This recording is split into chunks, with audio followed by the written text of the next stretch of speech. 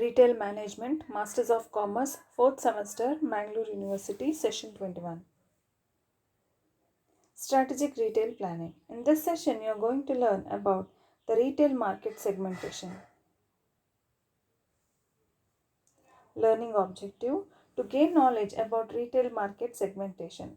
Session outcome enlighten the students about the concept, criteria, and approaches to market segmentation. Retail market segmentation. In the preceding session, we have focused on how individual customers evaluate and select stores, channels, and merchandise, and also the factors affecting their decision making. To be cost effective, retailers identify groups of these customers, which are known as market segments, and target their offerings to meet the needs of typical customers in a segment rather than needs of a specific customers. At one time, Walmart used a one size fits all strategy. The merchandise selection was very similar across the US without much regard to geographic or demographic variations. This approach worked well with most of its stores were located in rural areas in the southeast. But as it opened stores in the more diverse locations, it realized it had to develop different retail mixes for different market segments. It now targets and provides different offerings in stores that serve African Americans, Hispanics, affluent customers, empty nesters, suburbanites, and rural residents. A retail market segment is a group of customers whose needs are satisfied by the same retail mix because they have similar needs. For example, families traveling on a vacation have different needs than executives on business trips. Thus, Marriott offers hotel chains with different retail mixes for each of these segments. Marriott Hotels and Resorts for vacationers and business conferences, and Marriott Residence Inns for families traveling by car. The internet enables retailers to target individual customers efficiently and market products to them on a one to one basis. This one to one marketing concept, which was already discussed in the customer relationship management. Criteria for evaluating market segments. Customers can be grouped into segments in many different ways. There is no simple way to determine which method is best, although four criteria useful for evaluating whether a retail segment is a viable target market are as follows: actionable, identifiable, substantial, and reachable. Actionable. The fundamental criteria for evaluating a retail market segment are that first one, customers in the segment must have similar needs, seek similar benefits, and be satisfied by a similar retail offering. And second, those customers' needs must differ from the needs of the customers in other segments. Actionable means that the retailer should know what to do to satisfy the needs of the customers in the segment. According to this criterion, it makes sense for the Lane brand to segment the apparel market on the basis of the demographic characteristic of physical size. Customers who wear large sizes have different needs than those who wear small sizes. So they are attracted to a store offering a unique merchandise mix. In the context of multi-attribute attitude model which was discussed earlier, women who wear large sizes place more importance on fit and fashion because it's relatively hard for them to satisfy these needs. In contrast, it wouldn't make sense for a supermarket to segment its market on the basis of customer size. Large and small men and women probably have the same needs, seek the same benefits, and go through the same buying process for groceries. This segmentation approach wouldn't be actionable for a supermarket retailer because the retailer couldn't develop unique mixes for a large and small customers. However, a segmentation scheme based on demographics such as household income and ethnicity would be actionable. The second is identifiable. Identifiable means that the retailer is able to determine which customers are in the market segment. When customers are identifiable, the retailer can determine first the segment's size, second, the consumers to whom the retailer needs to target its communications and promotions. For example, supermarket retailers use customer demographics to identify where they should put their stores and the merchandise that they should carry. Most prepared foods, gourmet foods, fancy produce, and expensive cuts of meat would go into the stores in neighborhoods with higher average incomes. It is equally important to ensure that the segments are distinct from one another because too much overlap between segments means that distinct marketing strategies aren't needed. If, for example, a regional grocery store chain had stores located in neighborhoods containing people with similar demographics, there would be no need to vary its merchandise selection. The third is substantial. If a market is too small or its buying power is insignificant, it cannot generate sufficient profits to support the retailing mix activities. For example, the market for pet pharmaceuticals is probably not large enough in one local area to serve as a target market segment, but a national market could be served through the internet channel. The fourth is reachable. Reachable means that the retailer can target the promotions and other elements of the retail mix to consumers in the segment. For example, the AutoZone targets men who repair their own automobiles themselves. The potential customers in this segment are reachable because they read car magazines and have distinct television viewing habits. Next, the approaches for segmenting the markets.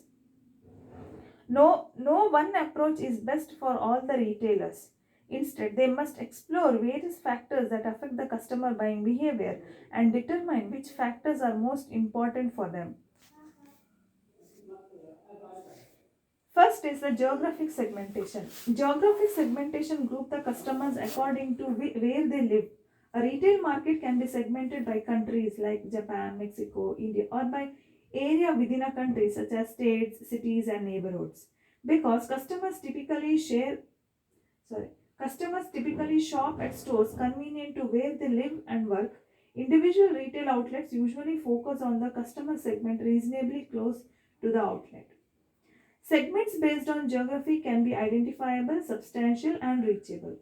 It's easy to determine who lives in a geographic segment, such as the Paris metropolitan area, and then determine how many potential customers are in that area. It is also relatively simple to target the communications and locate retail outlets for customers in Paris and then determine if customers are being responsive to those communications. However, when customers in different geographic segments have similar needs, it is inefficient to develop unique retail offerings by geographic markets. For example, a fast food customer in Detroit probably seeks the same benefits as a fast food customer in Los Angeles. Thus, it wouldn't be useful to segment the US fast food market geographically. Second is a demographic segmentation. Demographic segmentation groups the consumer on the basis of easily measured objective characteristics such as age, gender, income, and education. Demographic variables are the most common means of defining the segments because consumers in these segments can be easily identified, their size can be determined, and the degree to which they can be reached by and are responsive to media can be easily accessed.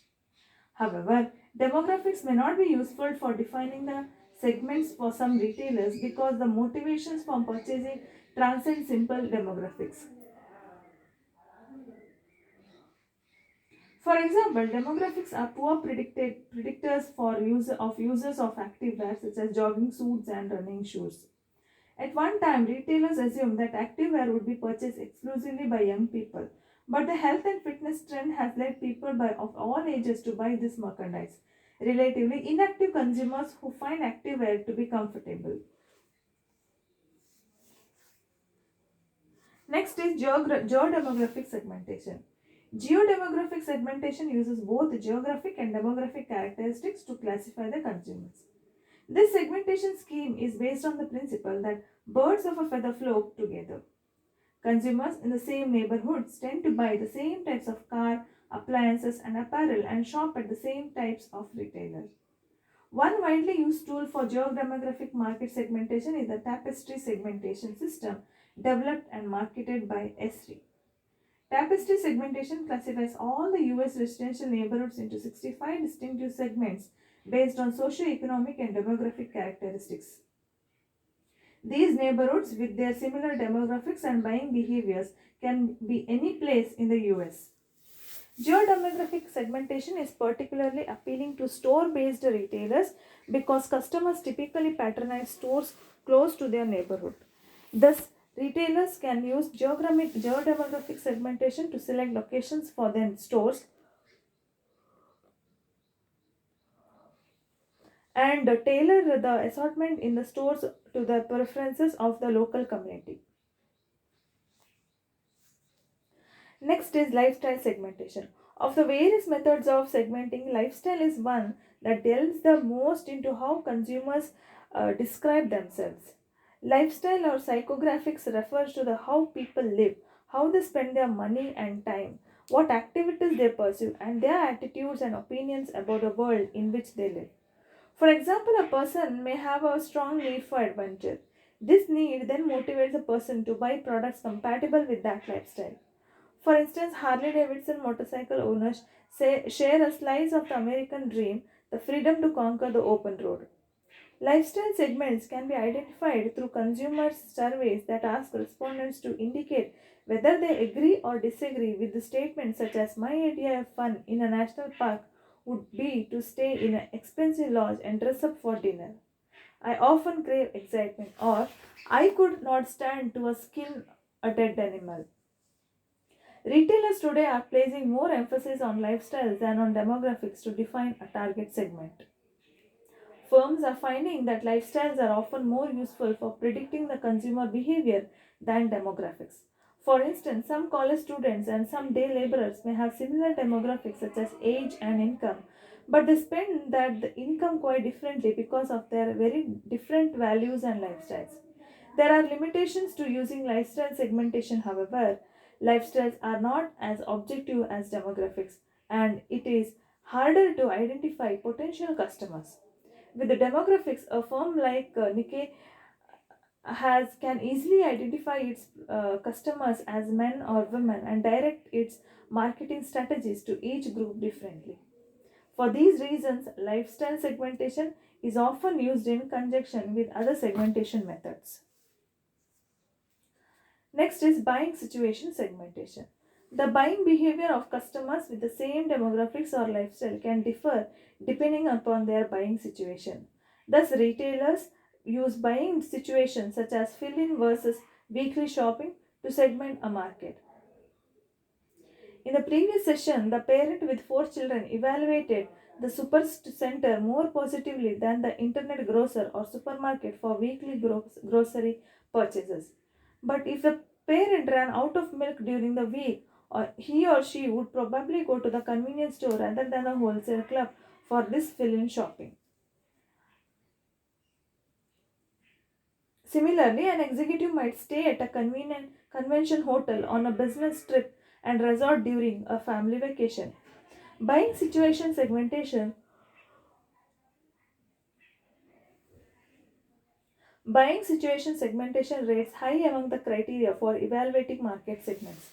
The segments are actionable because it is relatively easy to determine what a marketer should do to satisfy to a particular segment. They are identifiable and accessible because retailers or service providers can determine who the customers are on the basis of who has purchased a product or service and under what circumstances. Once they have identified the customer segment, they can access its size. Last is benefit segmentation. Another approach for defining a target segment is to group customers seeking similar benefits. This method is called benefit segmentation. In the multi attribute attitude model, customers in the same benefit segment would have a similar set of importance weights for the attributes of a store or a product. For example, customers who place high importance on fashion and style and low importance on price might form a fashion segment, whereas customers who place more importance on price would form a price segment.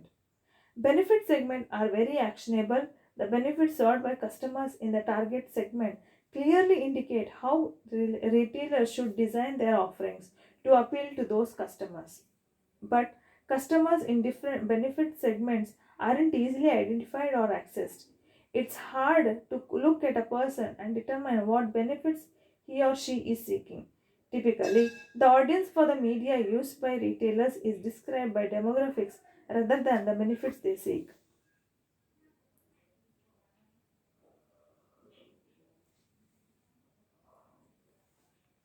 Composite segmentation approaches. No segmentation approach meets all the criteria. For example, segmenting by demographics and geography is ideal for identifying and accessing customers, but these characteristics often are unrelated to customer needs. Thus, these approaches may not indicate the actions necessary to attract customers in these segments. In contrast, knowing what benefits customers are seeking is useful for designing an effective retail offering. The problem is identifying which customers are seeking these benefits. For these reasons, composite segmentation uses multiple variables to identify the customers in the target segment according to their benefit sought, lifestyles, and demographics.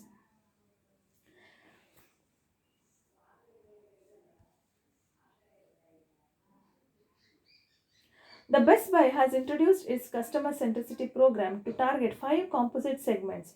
Each of these segments, referred to by first name, has a manager responsible for developing a retail strategy for the market segment. Barries are the best customers who are affluent professional men 30 to 60 years of age who make a minimum of $1,50,000 a year and drive luxury cars. Barry is the kind of guy who walks into the Best Buy, sees $30,000 home theater system and says, I'll take it. In contrast, Jills. Jills are the busy suburban moms. Buzzers are focused, active younger men, and Rays are finally the family men who like their technology practical. The fifth segment consists of small businesses buying their home electronics at Best Buy. A great group of stores has been redesigned to focus on a specific segment or two with significant representation in the local area. For example, Jill stores have personal shoppers and areas for children to play while moms shop. The soundtrack playing in the background is often children's music. Stores catering to Barry's have special areas for displaying high-end entertainment systems and also have expert in mobile charging. Stores for Jills dedicate more inventory to items like learning software and feature softer colors and a children's technology department. The bus oriented stores, by contrast, feature the very latest technologies and video games. They have a comfortable places in which customers can sample technologies complete with sofas and flat screen television for testing video games and consoles. Ray stores focus more on low price.